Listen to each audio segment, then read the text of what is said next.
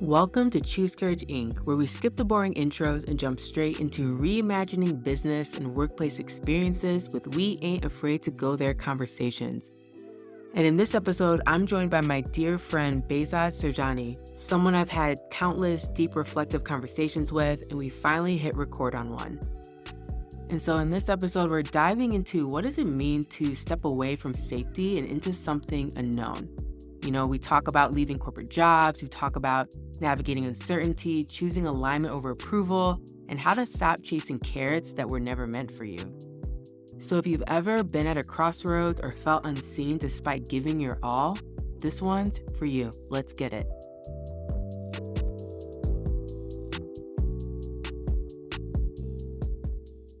I'm just excited to chat with you. I feel like you and I have so many conversations where afterwards we're like, oh, it would be really cool if we actually caught that and recorded that. And I know right now we're both just in really unique seasons of life. So I'm really excited to chop it up with you.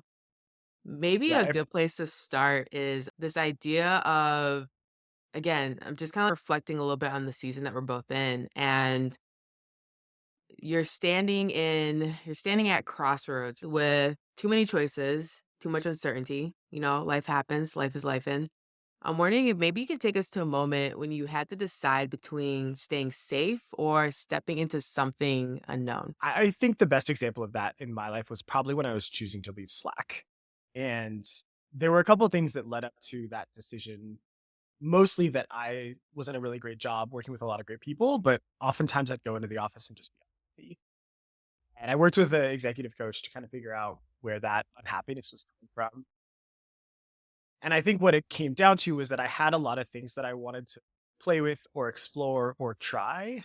And Slack at that point didn't need me to be spending my time on those things. Mm, And so the decision that I had to make was stay in this great job, a great company with great people, or really try something totally different and make a very different bet on myself. And I think I was fortunate at the time to be in San Francisco where I had a lot of friends who were startup founders or heads of product or design somewhere. They wanted my help figuring out how to help their teams talk to customers or do a survey or any number of things. And so I kind of made this bet that I could bundle all of those different requests and favors and other things into a full-time job. And I think the backdrop of all of this that helped make part of that decision feel easier was Slack had gone public the prior summer. And so what I was able to do was say, okay, if I'm going to make this decision to sort of step away from Slack and try something new, what are different ways that I can either protect some of my downside or de-risk this or anything like that? hmm And so I actually basically looked at how much money I spent over the course of like months. I added 50%. And then I put 6 months of that away in a bank account. And I said, if you walk away from Slack, this is the money that you're going to live off of. And when you get through two-thirds of that money, you need to go find a job again. If you're not getting any clients, if you're not getting nothing, no work is coming your way, this will be a signal that it's not working. And fortunately, very quickly after deciding to leave Slack, I had a number of people reach out. I've been in conversations with folks about potential opportunities, and I never really got that deep into that money. And sort of the joke you and I have talked about a lot of when I left Slack was like, I'm gonna go start working for myself, and when I run out of money, I'll get a real job. And I've just never run out of money, so that's great. I'm not Scrooge McDuck with a pile of cash hiding somewhere, but the work continues to support me. And so I think for me, there were a couple different layers of that decision. One was I know what the job at Slack looks like and how it feels. And I think that there's something else out there that's gonna feel more nourishing or exciting, or I'll feel more able to contribute in ways that I really want to and show up how I want to. And I want to go test that. mm I think there was the how do I actually financially make this work, which I sort of solved to a certain extent, or at least gave myself some buffer for. And then I think the third part, which was maybe the hardest mental shift, was I didn't know what the work was going to look like necessarily. And so I had to really embrace experimentation and play. And I think I intentionally almost chose the first couple of clients I worked with to be very different kinds of projects because I wanted to understand if I do a project in this shape, what do I like about it? What don't I like about it? Where does it feel really aligned or not? versus something else. And so I kind of tried things in 4 or 5 different directions and then let the things that felt common and exciting across them continue to shape and refine how I talked about the work and tried to do the work and the people that I tried to partner with. And I think that that process of, okay, what's working? How does this feel? Would I do this again? If I did this again, how would I do it differently? That process of reflection made it feel less and less scary because it wasn't that I went from working at Slack to this nebulous thing. It was I went from working at Slack to helping people in a kind of specific way. And over time, it became more refined in some ways, even though I guess a little ironically, a lot of the way that I talk about my work right now is about illegible and, you know, grappling with complexity and cleaning up mess. So in some ways, it became less refined over time, but the vision was more clear for me. Yeah, yeah. I mean, I want to highlight just a few things that you said. I think one of the first things that stuck out to me was you made a plan and you went to math. I think sometimes people overlook that math is just a really important part of this. So a lot of people don't know truly what their number is of how much money they spend each month. And I think sometimes being in corporate settings, we can be conditioned to be more passive in our relationship with money because we have these checks coming through, we have these auto payments going out. And so I love how you got really clear on here's how much I'm spending each month. And then you added a buffer of 50% and you had 6 months laid aside. So for some folks who are listening, that actually might be a helpful framework for them to think about of how much am I spending and what is 50% of that in addition? And then what's 6 months of that? So I appreciate that. And the other thing that I also want to highlight is you talked about when you left you didn't know exactly how things would pan out, and you had to lean on experimentation and play. And I think for a lot of us who have been in corporate, that is dulled out intentionally, experimentation and play. And so I feel there's almost a reconnection journey you have to make to yourself as you bet on yourself, right? Totally. Totally. And I think that I've written about this in the last couple of years because I think I've had enough distance from it and time to reflect. But I think the two traps that I see a lot of people fall into when they step away from corporate jobs is they either are too rigid in what their offering is, and they're like, oh, I'm just going to do this because I think I'm good at this. And there's no room for what my friend calls playing the game that's on the field. These people are playing the game in their head and they're like, oh, well, this is the thing I'm going to offer. And people are going to spend some time in the world outside of the job you just walked away from or in a different industry or whatever that change is and get a sense of for the things that you think you want to contribute or offer, how does that land with this audience? Do you need to reframe it? Is there actually something missing? Is it two different offerings? Whatever that is, but you can't go in with this, I'm just going to do this thing mindset.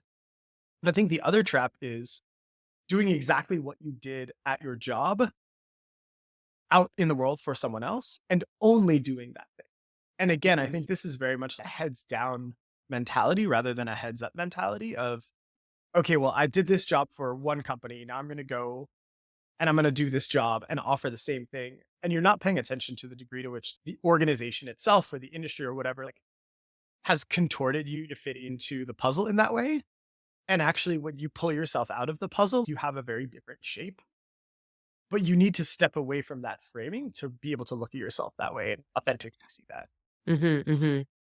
Yeah, no, I appreciate that story, that example of just you kind of being at that crossroads of staying safe and having to step into something unknown. You know, as I kind of reflect on my story, I've stood at many crossroads, but I feel the biggest ones were never about career moves or big business decisions. You know, for me, the real gut wrenching choices, the ones that actually shaped my life, have really been about whether I was willing to face myself. So I know before I left corporate to do entrepreneurship full time, I ended up taking short term disability leave, about 2.5 months. And there's this moment when I had to decide between continuing to function as a high achieving, overextended version of myself, one who knew how to navigate the world's expectations with ease, right? Or stepping into the unknown territory of deep personal healing. Because as much as a lot of people talk about healing, it's really painful and it really sucks. And so the safe choice was to keep going, keep producing, keep proving my worth through work. That's what I'd been taught. That's what I've been conditioned to do. That's what corporate reinforces.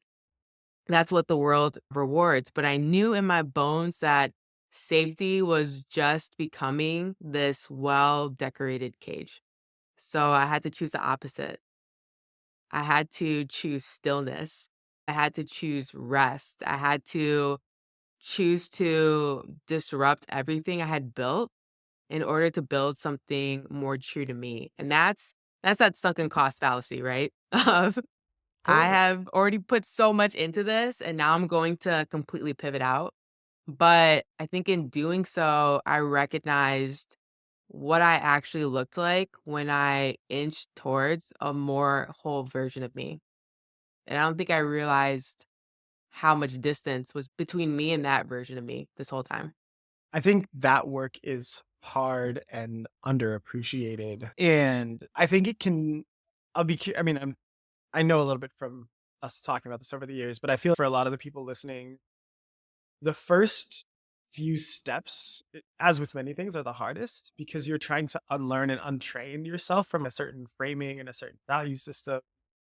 And instead of saying, for me in this example, it was okay, I'm not trying to go from I do this job with these responsibilities and I'm going to go out into the world and look for another version of that job with these responsibilities. It was very much this deconstruction of what are the skills that I have and what do I think I could offer people and how do I want to configure those things?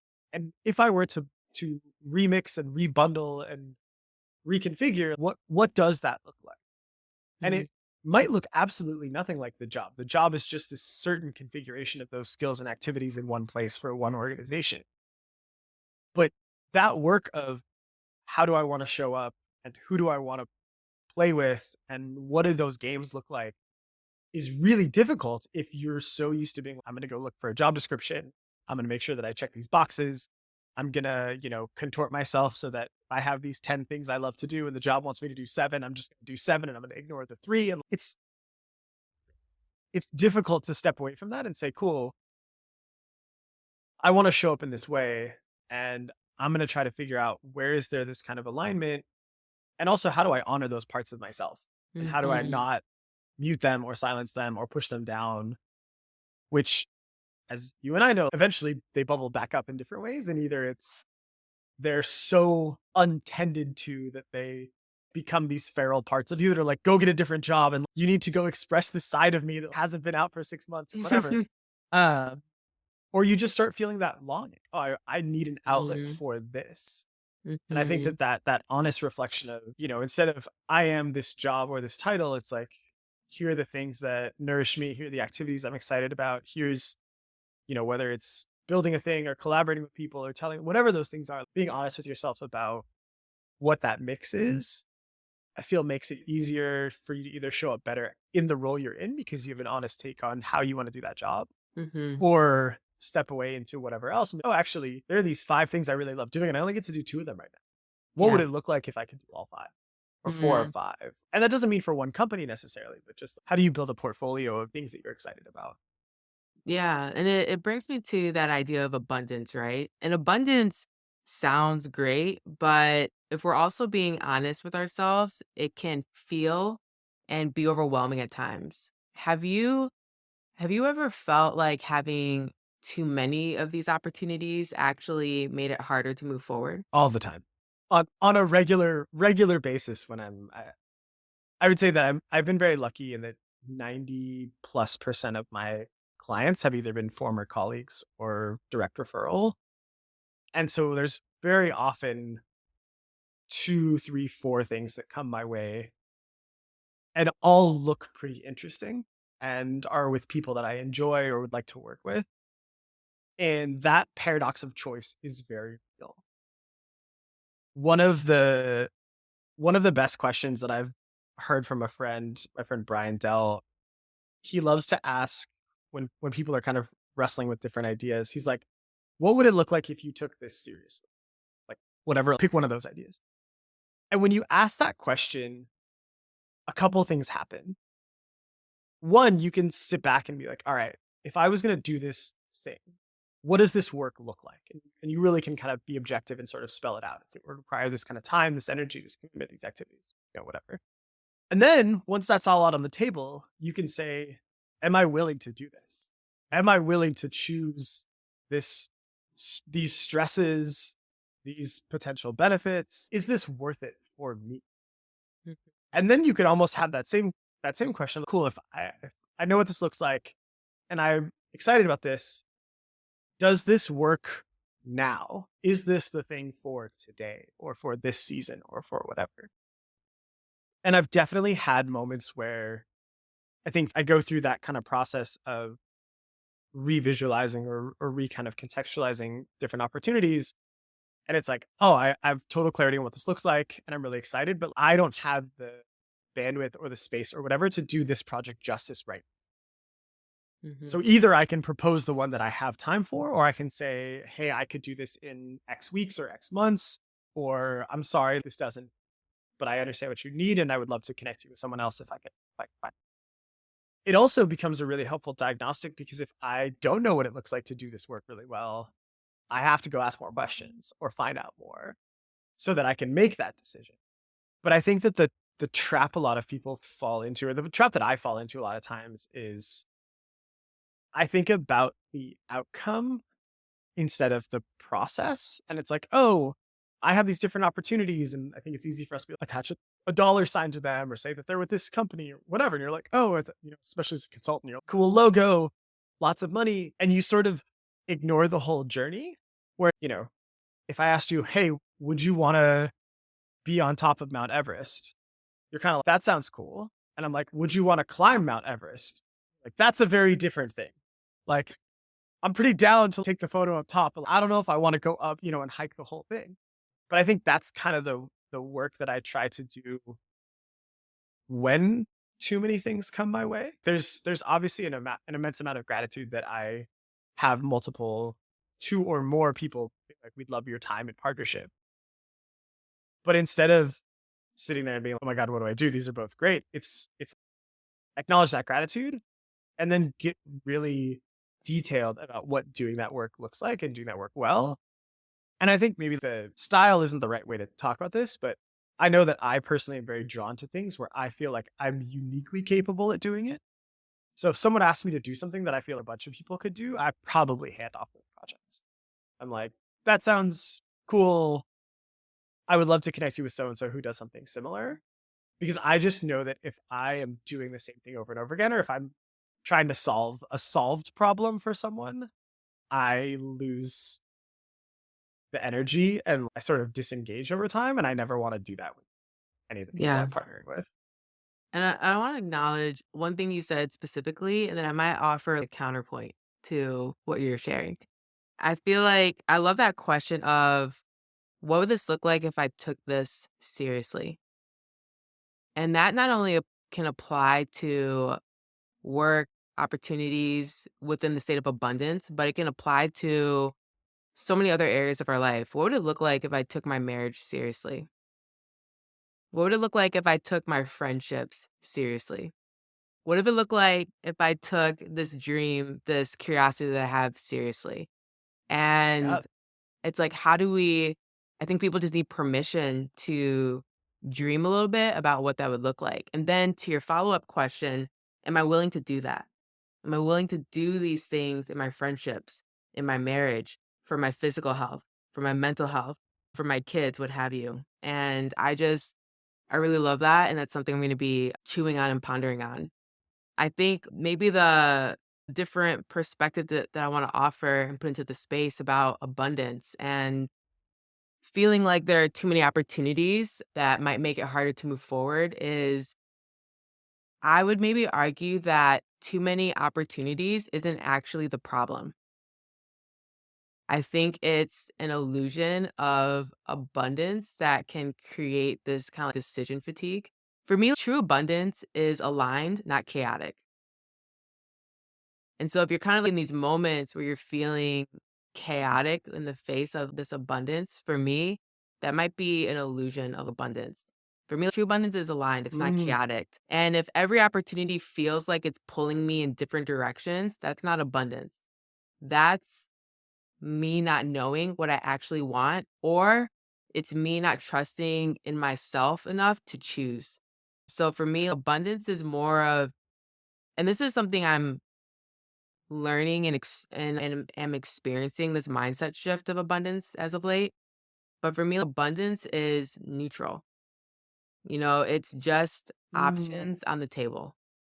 And for me, what I've noticed is the overwhelm kicks in when I haven't done the internal work to really define my priorities, my values, or my long term vision in that moment. So, really, it's an invitation for me to pause and take a step back. Because if I know what I stand for and what I'm building, then abundance becomes a gift, not a burden. Abundant becomes a gift, not this thing that makes me feel all chaotic and anxious inside. So I think what I'm learning and recognizing as of late is that abundance isn't overwhelming. Indecision is what's overwhelming. I I'll need to chew on that. I don't there's nothing in there that I like am immediately nothing rings a bell or trips a flag or anything and is like, that feels not consistent. I think that one of the maybe where this feels most clear for me is almost a level before the decision. Mm, And I think I've said this to you at some point, but given given some of the things that are going on in my life and some of the good success that I've had, I sort of joke that everything is competing with silence for me mm, because on a given day, I'm super happy to wake up, work out, read, have coffee with friends. I am in no way post economic or could do that for a sustained period of, years. But I feel a very real opportunity cost to taking away time from things that nourish me, which is going to sound insanely privileged, and it is. But I could construct a good full day of doing things that I really love and feel excited about. And so when I'm trading off working, I hope that, and I know thankfully at this point in my career that I will have projects that feel as good as the things that are, let's call them more selfish. mm, And so I think there's this base level of abundance of like, there will be fun people to work with and there will be projects that feel like play. And you're right that some of the decision elements can feel chaotic because it's like, oh, is this the right time to do this or is this the right? But I think I try to approach all of it from a place of there were projects before, there will be projects after. And is this the thing that I want to choose and commit to right now? Which to your point requires this thought process of, okay, what is the stuff that I'm working towards? How does this fit on my journey? What am I open to or not open to right now? I think about this a lot as choosing my stress. Not that I think stress is bad. Like when I go to the gym, I am choosing a very specific stress and I'm committed to that stress. I know the workout is going to be difficult, but it's a difficulty that I embrace and I'm excited about because I know what comes from that. And I think the same thing is true with some of these projects. Cool. My alternative is talk to friends, cook, read, work out, go for walks, whatever. Is this something that I want to mix into the current fabric of my life? mm. And I think that base level framing for me feels like that abundance of cool, I am introducing something new to the soup of my life. And it's actually just like, what's the right flavor right now? Hey, this is Vivianne, and I hope you're enjoying this episode so far. And I just wanted to pause for a quick moment to say that this podcast is ad free on purpose. And we want to keep it that way so that it feels like a space that's just for us and just a little bit more divorced from noise on what we should buy and what we should consume. And so the best way to help us do that is by sharing it with someone you think would really connect with it, someone who you think would feel encouraged or get something out of this episode, or by leaving an honest review because it helps more folks find us. And honestly, it could be the exact thing someone else needed to hear today, just because you took a moment to spread the word. So thanks for being here. I appreciate you, and let's get back to it. Yeah. Yeah, and As I'm hearing you speak, Behzod, it's making me realize, well, acknowledge again, just you have clarity about yourself that a lot of people don't. And I think it's an invitation for folks who are listening to this of it's a moment to ask yourself, am I growing or am I just growing old? I think when you're growing, you're actually getting a lot more clear about who you are and your relationship with yourself, right? And even just a better understanding of your worth and your value. And so I know it's important to talk about knowing our worth and our value, but it then brings up the question of what happens when the world doesn't seem to recognize it? And so I'm wondering, have you ever had to navigate or how have you navigated those moments when you felt unseen in what you bring and just who you are? Yes, definitely. I think my favorite story slash metaphor for this is the bottle of water. And I probably saw this on Instagram or some TikTok reel or something like that was sent my way. But it was basically imagine you're a bottle of water. At the grocery store, you cost $1. At the bodega or corner store, you cost $3. And at a concert, you cost like $20. The same bottle of water, right? But in the right context, the value of that water or the price people are willing to pay looks very different, right? Mhm. Because in the moment you're in a concert, you're like, I need water. I've been here for a couple hours. I'm thirsty. I will pay $20 for the water. I'm not buying $20 water at the grocery store. That's bananas. There is a wall of, and I think in the moments where I feel a tension or a gap between where I feel like I'm worth something or I bring something to the table and that's not being honored or received or respected, I really try to go to the environment and say, what is it about this moment, this configuration, this group of people, this situation that is influencing how I think about my worth and how these people think about my worth? Right? Mhm. I think I probably come into contact with this every time I have a kickoff call with a potential client. And we'll get to the point where typically my rule is sort of like everyone gets one free meeting. A lot of times we'll just kind of start doing the work. We'll have a conversation, and then at the end, one of three things happens. Either I've solved their problem and they're good, cool, I have homework, I'm gonna go off and do it, or we realize it's not a good fit and I can send them on the way. When they come back and they're like, "Hey, I did the thing you talked about, blah blah blah," and we work towards having a longer relationship. They'll eventually have this conversation of, "Great, cool. What would it look like for us to work together?" And I can say, "Oh, given the kinds of problems you're facing and how we've had these conversations, this is sort of what I'm thinking. This is kind of what it costs, blah blah blah." And if people are like, "Oh, whoa, that is an extra zero," or "That's crazy high," or what's going on, I often work back into, okay, where might their anchor points be that they're coming from? How are they thinking about the value of solving this problem? How do they think about the value of working with someone like me? Have they ever worked with someone? Right. And I start just kind of deconstructing that. And sometimes I'll do that live with them. I'm like, hey, I hear this sounds expensive to you. Would love to get a sense of how were you thinking about this kind of project, or, how much you were willing to invest in solving this problem. And I try to do some of that upfront. But I think that the goal is not to feel like I'm worth less necessarily, but to understand how do different people see the value that I'm bringing, Mm. and what are the things that I can do to close the gap and better align us. Is that better setting expectations? Is that understand doing more homework and proof points, saying, hey, actually here's this project I did for someone else who, because they think that the thing I'm offering looks really different than what I offer. And that's part of the reason that I start kind of just doing the work to be like, I'm not this person who, you hop on a call with 1 hour a week. That's not what this looks like. Mm. But I think that it can become it is really hard. Let's be honest, because especially in a place where you're like, I'm trying to land a client or I'm trying to get this project across the line or whatever. And people are, oh no, I don't want to pay your price. It sucks. And you're like, I really wanted to work with you. And I think that I'm worth this money that I'm asking for. And you're not excited about me, or you don't think I'm good enough, or whatever those things are, right? And for me, I try not to take it super personally as, oh, I'm not worth it. And I don't blame them to say, oh, they don't understand. I think about it as I failed to communicate something well or failed to help them understand in a way that they were going to really it was gonna really resonate, right? Yeah. Yeah.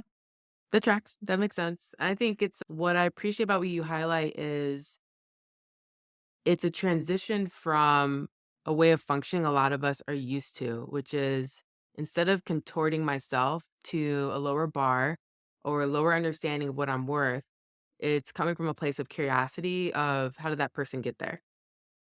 And I think that's a profound shift and even something that people can adopt today as they're in these moments where they don't feel like their value is being recognized and they don't feel seen. It's not you, it's them. Yeah. And yeah.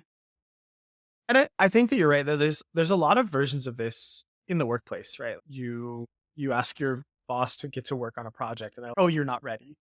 Right? Those words "you're not ready" are probably the best example because that's this articulation of the gap of doing this project requires X and you do not have X yet. And I think in those moments the question becomes, "Hey, I totally hear you and I respect that. I believe that I have the ability, skills, blah blah blah to do this. What are the things that I could do or show you to help us be better aligned on where my skills are and then maybe identify the gaps to what I need to do so that I would be ready to take on this kind of future or do something like that."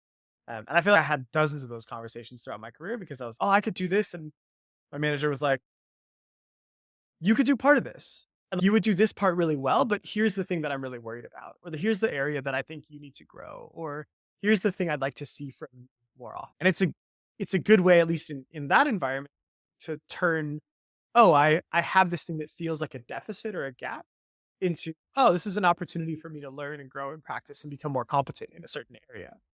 Great. Instead of me feeling like I wasn't good enough for this opportunity, I actually now have a roadmap for how do I get better so that the next time that stuff comes around, I can dive in because I've done the work.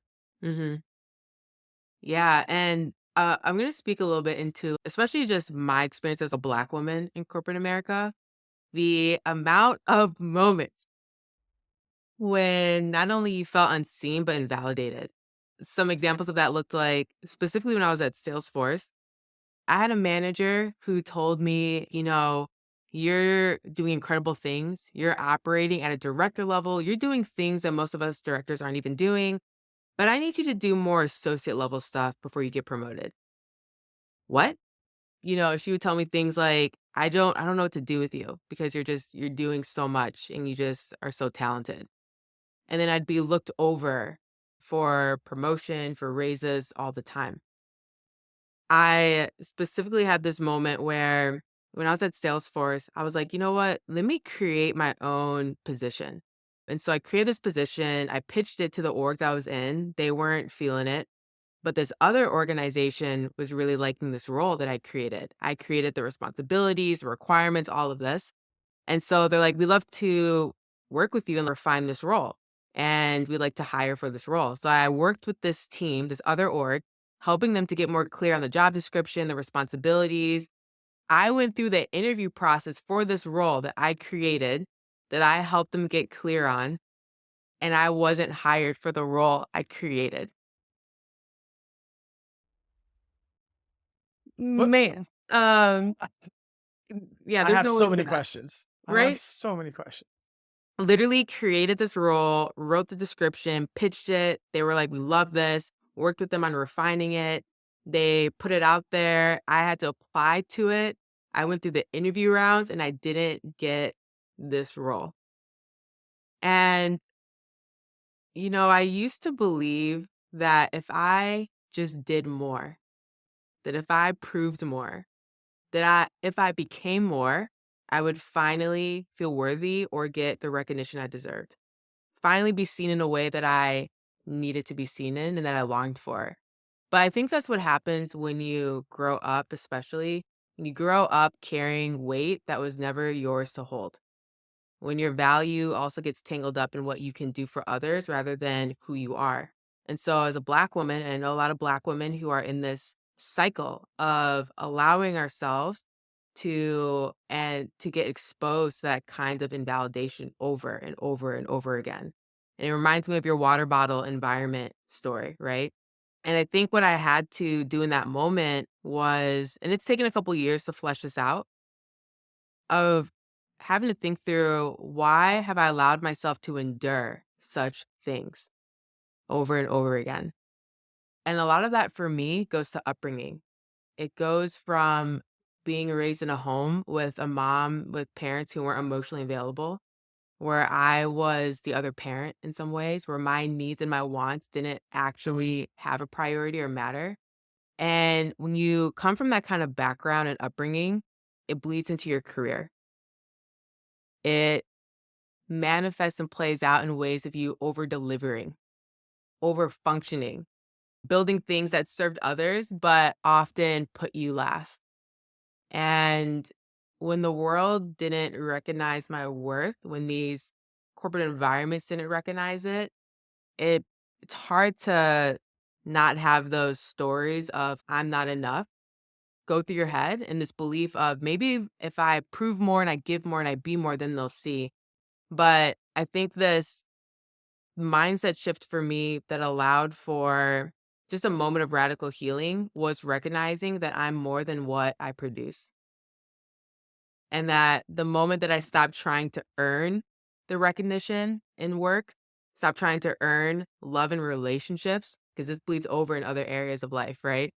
The belonging that should have been inherent, everything shifted. And I stopped contorting myself to fit into spaces that didn't honor me. And I think honor is a really good word. Um, a lot of places don't honor us, our humanity, our gifts, and who we are. And so I stopped over giving in hopes of being chosen. That's in work, that's in relationships, Yeah, yeah, but I had to yeah. stop over giving in hopes of being chosen. Uh, I I love so many of the things that you talked about there, and one of the things I think is important to call out is, at least I'll share my version of this story, but you and I have talked about this across humanity centered master classes. This idea that when you're approaching things from a place of scarcity, people often turn to extracurricular activities as a way of reinforcing their value, being like, okay, well, I'm not being appreciated enough for the thing that I'm doing, so I'm going to do this other stuff to make people see that I'm valuable. And there's a good and a bad version of that, where the bad version of that is it actually detracts from you doing your real job, and you get worse at the job because you're doing extracurricular. As a manager, you're like, please stop doing this other thing because I need you to do the thing that I like hired you for that you're great at, and please don't diminish that. But I think the point you're making at the end about, like, it needs to feel authentic and honor you and not involve contorting.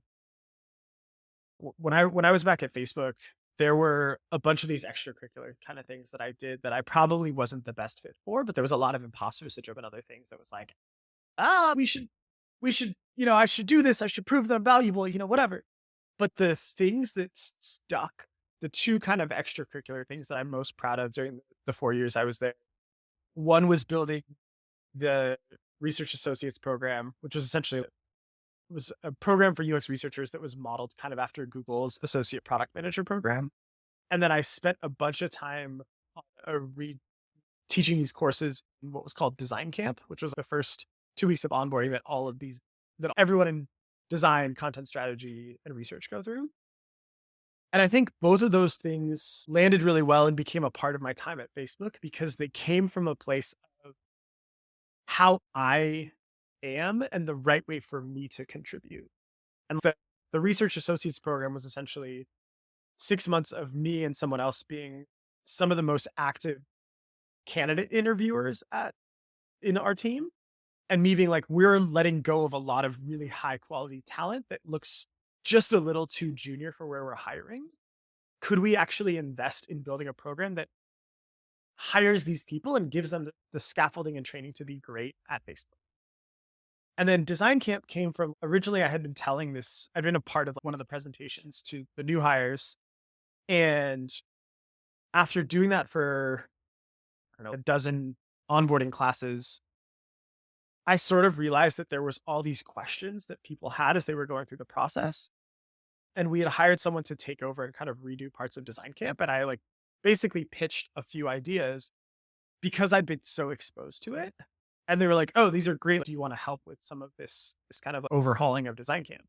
And in both of those situations, it wasn't like I went out looking for extracurriculars. It was this, as a part of me doing my job, I realized there were other ways to contribute that weren't only valuable, but felt really aligned to our earlier conversation of I want people to feel welcomed and I want people to know that they deserve to be here. And I want to help set them up for success because I struggled with all of those things in different ways. And now that I've been here for a couple of years, I have better perspectives on how to do that. I feel incredibly fortunate. I hope that people who are listening can identify what some of those things are, where it's not, oh, I'm going to go create new work for myself personally or professionally, but I'm going to look more broadly and say, what are the other opportunities for me to show up and be me in new venues or new ways that add to this relationship configuration, workplace, Hmm. Hmm. whatever.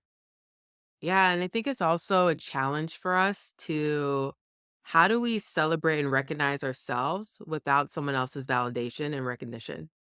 And I know you and I have had to navigate through this because especially when you leave corporate and you're running your own business, you're an entrepreneur, you don't have carrots. You don't have carrots that are placed in front of you like you do in the workplace to recognize you and motivate you.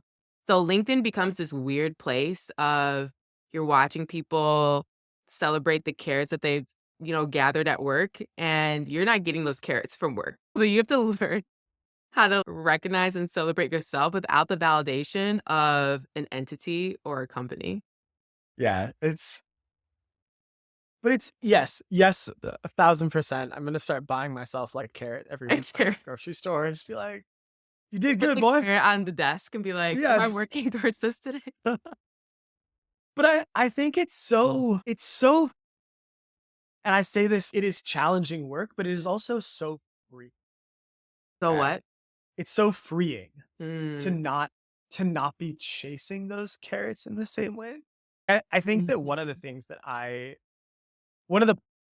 things that occupies my time right now, I don't even know if I'd call it work, but I have this postcard project, which was essentially they're sending postcards. It's like usually an image and 500 words, and it goes out to a very small mailing list of friends, maybe some people who found it online.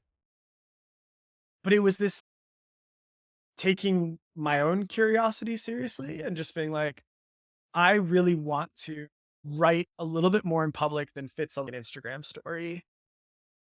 And I want a venue for that. And so I signed up for a newsletter tool called Button Down and was like, cool, I'm just going to post an image and some words and I'm going to send it out weekly ish whenever I feel like it. And there's the carrot there. First and foremost is that I put it out into the world and I'm like, I had this thought, I went through this process. I made a thing I'm proud of Mm. for me on my own. And that is enough. The side benefit is friends will respond and be like, "Oh, I had a similar experience," or they ask a question, or this was a lovely thought, or whatever. You're like, "Great." And that's enough, more than enough of a secondary set of carrots. But I'm never going to brag about this on LinkedIn or it's just a thing that I do for me. Mm. And I think that reframe is really hard, but it comes from a place of I personally, Behzod, wants to be proud of the stuff that I'm doing that occupies my time. Mm. And I hope that I'm never in situations where I'm doing things that I'm not proud of or spending time on things that I'm not proud of, first and foremost. I do need to do things that economically and financially provide for me to continue living and whatnot. But at a basic level, I want to be able to do things that I could sign my name on and be like, I spent time on this today and I'm going to go to bed and sleep sound.